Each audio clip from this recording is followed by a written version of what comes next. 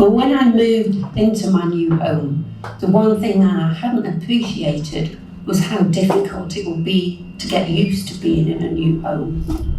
And basically, when dementia has thrown challenges at me, I found a way to outmaneuver or found a way round so I can still live quite happily in my home. And one of the main ones when I first moved in was in my kitchen. The kitchen had 2 doors originally, and closed doors are just very confusing to people with dementia, as you don't know, you don't remember what's at the other side of the door.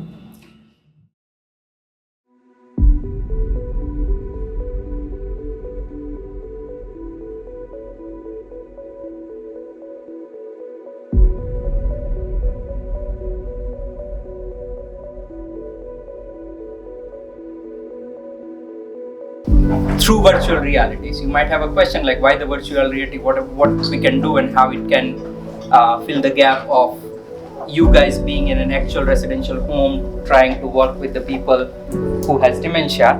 This is going to be a similar experience for you guys because we have 2 different scenarios. You guys will be putting on the VR. We're trying to showcase different things, pinpoint XYZ thing into that basis, and see and learn that how it is actually challenging in their day-to-day life, right? During this virtual reality experience, I experienced like what it is to live with dementia, and like I feel like different, and it feels different to like live with that or experience that. And after this virtual reality thing, I felt empathetic for the older adults who are living with dementia. So it was like great opportunity for me to feel to experience this virtual reality. So I'd like to thank you guys for giving me this experience. Thank you so much. It was very hard to experience the dementia. Like I was not ready to experience this. I would say that because I faced a lot of challenges. For instance, I was getting headaches through because of the sounds and all.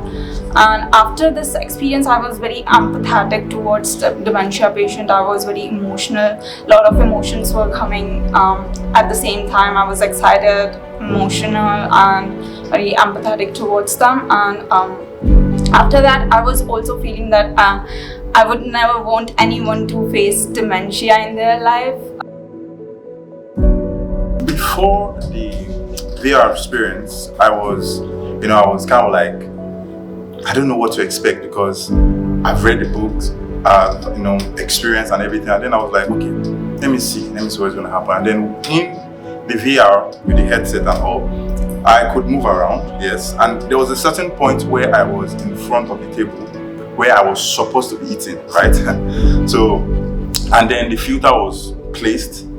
And at that point, I couldn't see anything clearly anymore. And then I thought about, in that moment, I was like, how was this person living before dementia? And how is this person living now? And his life is now very, very difficult, right?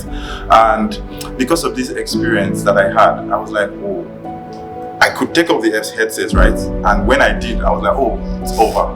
But imagine people that cannot take off any headsets.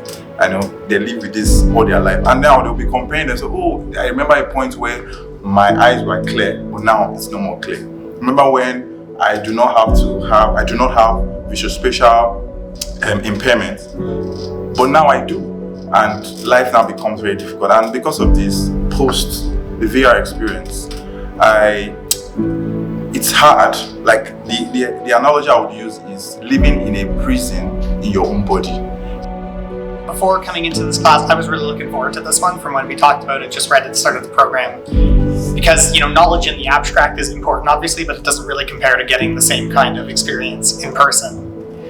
Right, so when I put the headset on and when we started experimenting with the filters and the environment changing around me and even kind of physics objects moving on their own, like you really get an idea of what it must be like to live like that. And I think the reason that's so scary is because that exact fate awaits so many of us towards the end of our lives. Like it's a little window into the kind of almost like to us sitting in this room, that kind of horror is almost kind of unimaginable, but it awaits so many of us as we near the end of our lives. So coming out of this experience, I feel very kind of sobered and very grateful to still be in a mental state enough to be able to just have to deal with this in the abstract and to be able to get to take the headset off at the end of the experience, which is a luxury that a lot of us aren't going to have.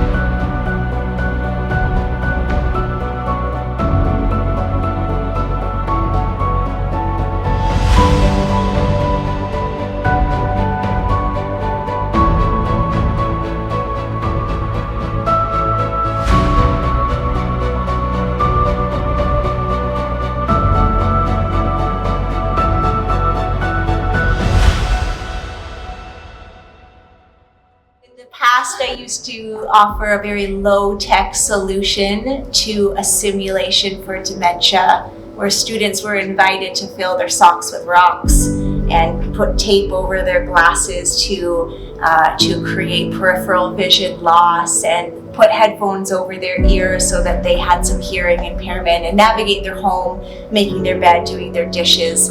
And then we reflected upon that in the next class. Now we're able to do this together in community, and we're able to have a very high-tech experience of what it is like to live with dementia and simulate some of the symptoms of dementia that we could simply not offer in a low-tech option. So now the students really get a good snapshot of some of the symptoms of dementia together here in class, and we can reflect together as a group.